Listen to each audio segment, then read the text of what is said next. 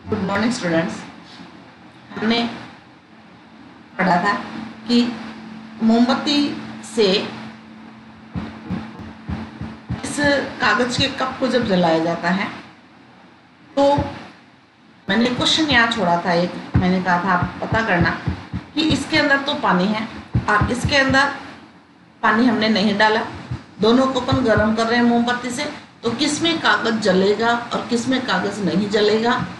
क्या इसमें कागज जलकर पानी नीचे गिर जाएगा? तो आपने इसको करके देखा होगा। इसमें आपने ये देखा होगा कि ये वाला जो है वो कागज नहीं जलता। क्यों? क्योंकि इसके अंदर जल है, तो इसको कागज को जो ऊष्मा मिलती है वो जल को दे दी जाती है, और इसके अंदर जल नहीं होने के कारण यहाँ ये जो कागज का हमने कप बनाया है ये कप जलने लगता है। क्यों? क्योंकि इसके अंदर जल की मात्रा नहीं है, जल इसके अंदर अपन ने नहीं डाला। तो अपन ये कह सकते हैं कि जल डालने पर कागज का जो ज्वलन ताप है, मैंने कल आपको बताया था कि ज्वलन ताप पर ही वस्तु जलती है और अलग अलग वस्तुओं के ज्वलन ताप अलग अलग होते हैं। यहाँ पर दोनों कप के ज्वलन ताप तो समान है, लेकिन एक कप में हमने पानी डाल दिया और पानी डालने के कारण उसका ज्वलन ताप का जो मान है वो ज्यादा हो जाता है। तो जब तक जो जल है वो वाष्प बनकर नहीं उड़ जाता तब तक ये कप, कागज वाला जो कप है वो नहीं जलेगा। तो ये कागज का कप नहीं जलेगा और ये जलने लग जाएगा। तो बात समझ में आ गई? तो ज्वलन ताप वाली बात आपकी समझ में आ गई होगी कि अलग अलग वस्तुओं के ज्वलन ताप अलग अलग होते हैं, और जब तक किसी वस्तु का ताप ज्वलन ताप तक नहीं पहुंचता तब तक वह वस्तु नहीं जलती है। कागज के खाली कप का क्या होता है? जल युक्त कागज के कप का क्या होता है? क्या इस कप का जल गर्म हो जाता है? तो जो कप को अपन ने ऊष्मा दी वो जल ले लेता है और जल गर्म हो जाता है। यदि हम कप को गर्म करना जारी रखें तो हम कागज के कप में भी जल को उबाल सकते हैं। कागज के कप में जो जल है वो भी बॉयल हो जाता है। क्या आप इस परिघटना का कोई स्पष्टीकरण सोच सकते हैं? कागज के कप को दी जाने वाली ऊष्मा चालन द्वारा जल में चली जाती है, अतः जल की उपस्थिति में ताप कागज के ज्वलन ताप तक नहीं पहुंच पाता, इसलिए वह जलता नहीं। तो जिसमें जल है वो जो कागज है वो उसको दी गई जो ऊष्मा है वो जल द्वारा ले ली जाती है, तो ज्वलन ताप तक उस कागज का ताप को पहुंचने नहीं देता वो। ठीक है, इसलिए वो कागज नहीं जलता। जिन पदार्थों का ज्वलन ताप बहुत कम होता है और जो ज्वाला के साथ सरलता पूर्वक आग पकड़ लेते हैं, ज्वलनशील पदार्थ कहलाते हैं। ज्वलन ताप जिनका बहुत कम होता है, ठीक है ना, जो हल्के से भी आग देखते ही और तुरंत आग बहुत ज्यादा उत्पन्न हो जाती है उनके अंदर। जैसे पेट्रोल है, पेट्रोल में बहुत जल्दी आग लग जाती है। एलपीजी गैस है, द्रवित एलपीजी गैस है, उसमें भी आग लग जाती है। गैस जो चलाते हैं ना, रसोई घर में जो गैस काम में लेते हैं वो। एल्कोहल है, एल्कोहल में भी आग लग जाती है। तो ये सब ऐसे पदार्थ हैं जो ज्वलनशील पदार्थ कहलाते हैं, जो बहुत जल्दी आग पकड़ लेते हैं। तो इनका ज्वलन ताप क्या होता है? बहुत कम होता है। ठीक है ना, इसको आप अंडरलाइन कर दीजिए और यहां से आप ज्वलनशील परिभाषा की आप ये जो है वो याद रखोगे, परिभाषा ज्वलनशील की।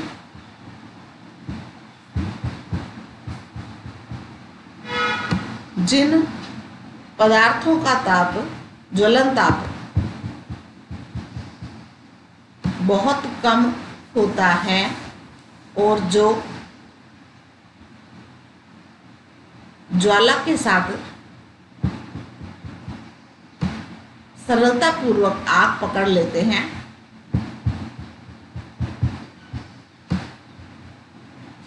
ज्वलनशील पदार्थ कहलाते हैं। ठीक है, तो यहाँ पर ये इसको आपने अंडरलाइन कर दिया, तो ये आप आसानी से इसको आप याद रख सकते हैं।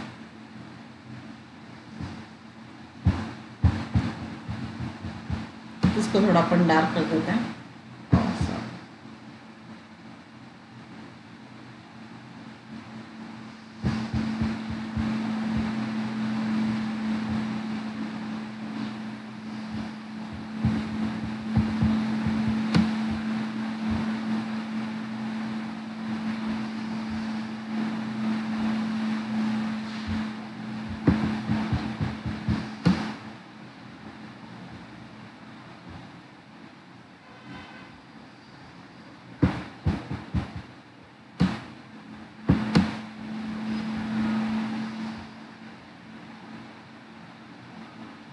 तो ये परिभाषा आप याद रखोगे कि ज्वलनशील पदार्थ हम किसे कहते हैं। ये ज्वलनशील पदार्थ कहलाता है।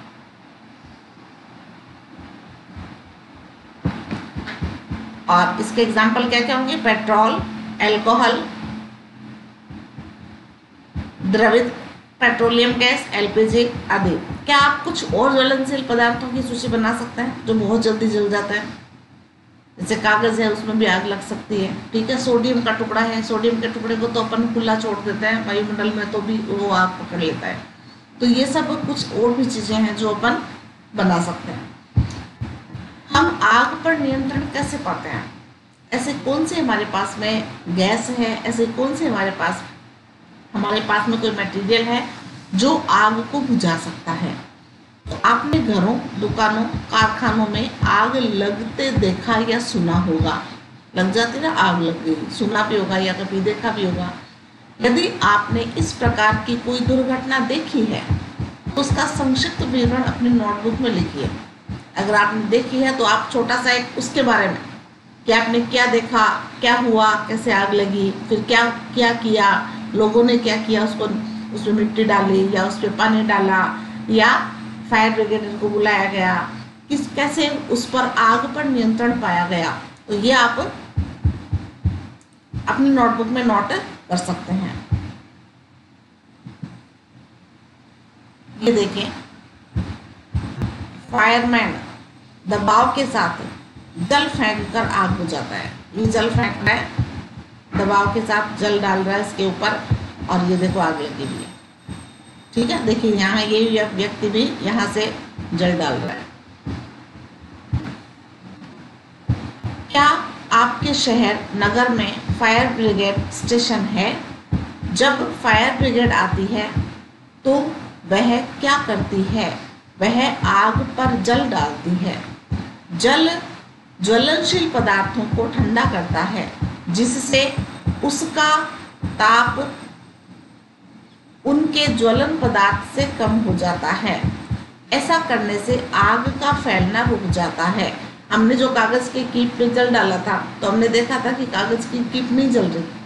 तो कागज की कीप क्या करती है कि आग को, उस जो कागज की कीप थी उसको ज्वलन ताप तक पहुंचने नहीं देता, उसको गीला रखता है। अपन देखते हैं कोई चीज जैसे कागज है, गीला हो जाता है तो वो नहीं जलता।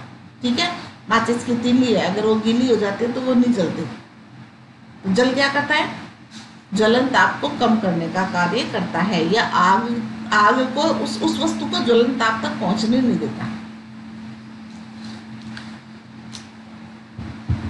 ऐसा करने से आग का फैलना रुक जाता है। जलवाष्प ज्वलनशील पदार्थ को घेर लेता है। जलवाष्प जो है, पानी की जो वाष्प है, इससे वायु की आपूर्ति बंद हो जाती है और आग बुझ जाती है। देखो कैसे आग बुझती है, पानी से आग कैसे बुझती है। हम जानते हैं कि हमने मोमबत्ती जला के देखी थी, मोमबत्ती के ऊपर मोमबत्ती को हमने पूरा कवर किया था, ढक दिया था उसको, तो हमने देखा था कि आग बंद हो गई थी, बुझ गई थी। एक व्यक्ति की आग लग गई थी, हमने उसको कंबल से लपेट दिया था तो आग बुझ जाती है। ठीक है ना। तो ऐसा क्यों करते हैं अपन? वायुमंडल से संपर्क हटा देते हैं। हमारा काम क्या है? वायुमंडल से उस आग का संपर्क हटाना, ये मेन उद्देश्य होता है। अब जब उस पर जल डाला जाता है तो जल की वाष्प बन जाती है। क्यों? क्योंकि वहां गर्माहट है, गर्मी है, आग लगी हुई है। जैसे उस पर पानी डाला जाएगा क्या होगा? जल वाष्प बन जाएंगी, और जल वाष्प क्या होगा? वायुमंडल और आग के बीच में आ जाती है। यहाँ वायुमंडल है, यहाँ आग लगी हुई है। जैसे आग के ऊपर पानी डाला जाएगा तो ये जलवाष्प बन जाएगी। जलवाष्प बन के क्या होगा? वायु को ऊपर कर देगी, और वायु और आग के बीच में खुद आ जाती है। तो आग का संपर्क कट गया वायुमंडल से, और संपर्क कटते ही क्या होगा, आग बुझ जाती है। तो ये प्रक्रिया होती है। आपने पढ़ा है कि आग उत्पन्न करने के लिए 3 आवश्यकताएं होती हैं। क्या आप इन आवश्यकताओं की सूची बना सकते हैं? ये आवश्यकताएं हैं, ईंधन, ईंधन जरूरी है, ईंधन के बिना आग नहीं लगेगी। वायु, ऑक्सीजन की उपस्थिति जरूरी है, और ऊष्मा, ईंधन का ताप उसके ज्वलन ताप से अधिक करने हेतु। इसमें से एक या अधिक आवश्यकताओं को हटाकर आग को नियंत्रित किया जा सकता है। या तो ऑक्सीजन हटा दो, उसमें से वायु हटा दो, या ईंधन हटा दो, या ऊष्मा को कम करो। आग बुझाने वाले का कार्य वायु का प्रवाह काटना या ईंधन का ताप कम करना, यह दोनों होते हैं। ध्यान दीजिए, अधिकांश स्थितियों में ईंधन को हटाया नहीं जा सकता। अब जैसे मान लो एक घर में आग लगी है, अब एक घर में आग लगी तो उसमें कितनी चीज़ें ऐसी हैं जिनमें आग लग सकती है, जैसे खिड़की, दरवाजे, सब लकड़ी के बने होते हैं, तो इनको अपन नहीं हटा सकते, ये फिक्स किए हुए रहते हैं अंदर, तो हटाना संभव नहीं है, ठीक है ना। तो ईंधन को हटा नहीं सकते, तो क्या किया जा सकता है, ऊष्मा को या तो कम किया जा सकता है उसके ऊपर पानी डाल के, या वहाँ की वायुमंडल का संपर्क तोड़ा जा सकता है। तो ये 2 कार्य किए जा सकते हैं। यदि किसी भवन में आग लगी तो संपूर्ण भवन ही ईंधन है, तो इसलिए हम हटा नहीं सकते, उसको हटा नहीं सकते, ठीक है ना। जल सबसे अधिक प्रचलित अग्निशामक है, परंतु जल तभी कार्य कर पाता है जब लकड़ी और कागज जैसी वस्तुओं में आग लगी हो। लकड़ी और कागज में जब आग लगी होती है तब तो जल काम करता है, लेकिन मान लो अन्य कोई वस्तु में आग लगी हुई है, जैसे विद्युत उपकरण है, विद्युत उपकरण में आग लग जाती है, ठीक है ना। यदि विद्युत उपकरणों में आग लग जाती है तो जल विद्युत का चालन कर सकता है और आग बुझाने वालों को हानि हो सकती है, ठीक है ना। जैसे मान लो किसी बिजली वाला ऐसा स्थान है, खंबा है, जैसे बिजली का खंबा, उसमें आग लग गई, ट्रांसफार्मर है उसमें आग लग गई, तो उसमें अगर पानी डालोगे तो क्या होगा, करंट आ जाएगा, ठीक है ना। जो पानी डालेगा उसको करंट आएगा, क्यों, क्योंकि पानी विद्युत का चालन कर सकता है। तो इसलिए वहाँ जल से पानी से कभी भी आग नहीं बुझाना, जल से कभी भी अपन आग नहीं बुझा सकते। अगर बिजली वाले एरिया में, इलेक्ट्रिसिटी वाले एरिया में अगर आग लगी हुई है तो तेल और पेट्रोल में लगी आग बुझाने हेतु भी जल का उपयोग उचित नहीं होता। तो उसके लिए क्या करते हैं, अग्निशामक यंत्र को काम में लेते हैं। तो देखिए, ऑफिस में कई जो बड़े बड़े ऑफिस हैं, आपने देखा होगा अग्निशामक यंत्र लगा रहता है, ठीक है ना। क्या आपको याद है कि जल तेल से भारी होता है। तेल और जल को अगर अपन मिलाते हैं तो नीचे कौन जाता है, तेल जाता है या जल जाता है, जल जाता है ना। पानी जो है वो नीचे रहता है, तेल ऊपर रहता है, इसका मतलब हल्का कौन है, तेल हल्का है और जल भारी होता है। अतः यह तेल के नीचे चला जाता है, तेल ऊपर जलता रहता है। विद्युत उपकरण और पेट्रोल जैसे ज्वलनशील पदार्थों में आग के लिए कार्बन डाइऑक्साइड सबसे अच्छा अग्निशामक है। अब जैसे मान लो पेट्रोल में आग लग गई, पेट्रोल में आग लगी, हम पानी डालेंगे तो क्या होगा, वो पानी तो नीचे चला जाएगा। तेल हल्का होता है, ऊपर रहेगा तो आग तो वैसे ही रहेगी, ठीक है ना, आग नहीं बुझेगी। आग बुझाने के लिए अगर जल का अपन उपयोग कर रहे हैं तो वो केवल लकड़ी और किसके लिए बताया था, लकड़ी और कागज जैसी वस्तुओं के लिए संभव है। और अगर तेल में, पेट्रोल में आग लगी हुई है या बस बिजली में आग लगी हुई है, इलेक्ट्रिसिटी के उपकरण में अगर आग लगी हुई है तो उसके लिए हमें जल का उपयोग नहीं करना चाहिए। क्यों नहीं करना चाहिए, क्योंकि अगर इलेक्ट्रिसिटी वाला एरिया है, विद्युत वाला एरिया है, तब तो हमें करंट लग जाएगा। और अगर तेल वाला कोई एरिया, जैसे पेट्रोल में आग लगी हुई है, तो पेट्रोल हल्का और जल भारी होता है, तो उस पर अगर अपन पानी डालेंगे तो नीचे चला जाएगा, तेल ऊपर रहेगा, और तेल पे ही आग लगी हुई है तो वो आग नहीं बुझेगी, ठीक है। तो ऐसे पदार्थों के लिए किसका उपयोग किया जाता है, तो प्रश्न आ जाए कि विद्युत उपकरण व पेट्रोल जैसे ज्वलनशील पदार्थों की आग को बुझाने के लिए किसका उपयोग किया जाता है, तो आप लिखोगे कार्बन डाइऑक्साइड का। ठीक है। ऑक्सीजन से भारी होने के कारण CO2 आग को एक कंबल की तरह लपेट लेता है। जैसे वायुमंडल में ऑक्सीजन है, ऑक्सीजन से जो संपर्क हटाना है, हम अगर कार्बन डाइऑक्साइड डालेंगे तो कार्बन डाइऑक्साइड जो है वो ऑक्सीजन से भारी होता है, तो कार्बन डाइऑक्साइड नीचे रहेगा, ऑक्सीजन ऊपर रहेगी, तो वही कवर वाला काम हो गया, बीच में संपर्क हटाने वाला कार्य हो गया। नीचे आग लगी हुई है, यहाँ ऑक्सीजन है, हमने जैसे ही कार्बन डाइऑक्साइड डाला ऑक्सीजन तो ऊपर आ जाएगा, कार्बन डाइऑक्साइड नीचे आ जाएगी, तो ऑक्सीजन से जल का जो आग का संपर्क है वो हट गया। और हटते ही क्या होगा, कार्बन डाइऑक्साइड जब बीच में आ जाती है तो वह कंबल की तरह काम करते हैं। जैसे अपन ने एक व्यक्ति को लपेटा था ना कंबल में,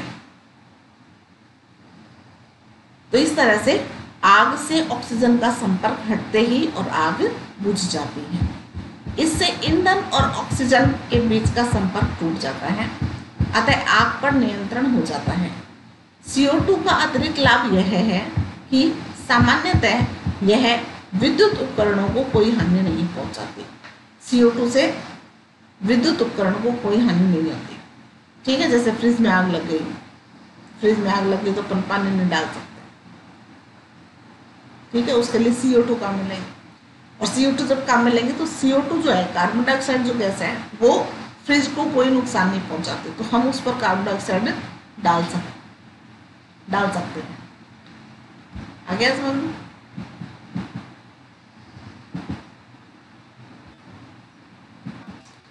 अगला है दहन के प्रकार।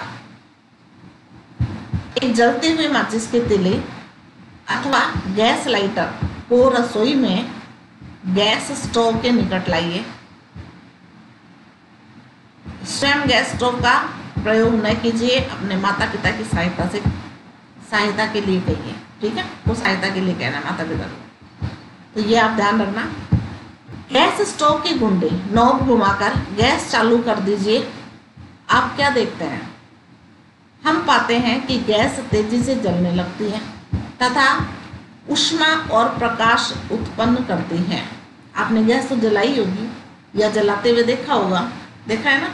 गैस जलाने से क्या होता है, एक तो ऊष्मा निकलती है, गर्म, आप हाथ उसके निकट लाओगे तो गर्म हो जाएंगे। ठीक है, और एक प्रकाश उत्पन्न होता है ना। इस प्रकार का दहन तीव्र दहन कहलाता है, जिसमें ऊष्मा और प्रकाश दोनों उत्पन्न होते हैं और तेजी से गैस जलती है, तो उसको अपन क्या कहते हैं, तीव्र दहन कहते हैं। फास्फोरस जैसे कुछ पदार्थ हैं जो कमरे के ताप पर वायु में जल उठते हैं। फास्फोरस मैंने बताया था, फास्फोरस जो है वो कमरे के ताप पर जल जाता है, इसलिए उसको पानी में रखा जाता है फास्फोरस को। इस प्रकार का दहन जिसमें पदार्थ बिना किसी प्रत्यक्ष कारण के अचानक लपटों के साथ जल उठता है, स्वतः दहन कहलाता है। अब जैसे गैस, रसोई घर में गैस है, उसको अपन अगर चालू कर दें और लाइटर उसके पास नहीं ले जाएं, माचिस उसके पास नहीं ले जाएं, तो वो जल जाएगी क्या? नहीं जलेगी ना। तो वो तो कहलाता है तीव्र ज्वलन, तीव्र दहन। और जो पदार्थ बिना माचिस के और बिना लाइटर के जल जाता है, जैसे फास्फोरस को आप ऑक्सीजन में खुला छोड़ दो, कमरे के ताप पर अगर फास्फोरस खुला रहेगा, उसको निकालते वो जल जाएगा, खुद ही जल जाएगा, मतलब स्वतः। बात समझ में आएगी ना? जो खुद ही जल जाता है बिना किसी अन्य चीज के, बिना उसे जलाए, तो वो क्या कहलाता है? स्वतः दहन कहलाता है। कोयले की खानों में कोयले की धूल के स्वतः दहन के से कई बार खतरनाक अग्निकांड हो चुके हैं।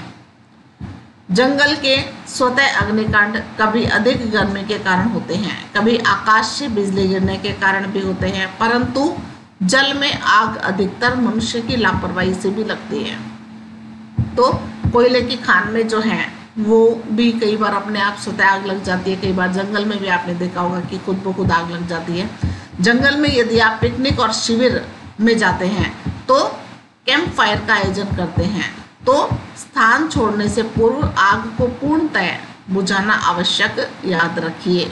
अगर अपन मान लो पिकनिक के लिए जाते हैं तो वहाँ कैंप फायर होता है, रात को जैसे आग जला के और उसके चारों तरफ प्रोग्राम किए जाते हैं। तो क्या करते हैं लास्ट में जब अपन वो स्थान छोड़ते हैं तो वो पूरी आग को बुझाते नहीं है, और अपन ये सोचते हैं कि अपन ने आग बुझा दी, जबकि वो पूरी बुझती नहीं और धीरे धीरे धीरे धीरे लंबे समय तक वो जलती। आगे ऐसी चीज है जो कभी जल्दी से नहीं बंद होती, ठीक है ना। वो उसमें एक चिंगारी भी अगर बची है तो वो चिंगारी भी जंगल में आग लगा सकती है।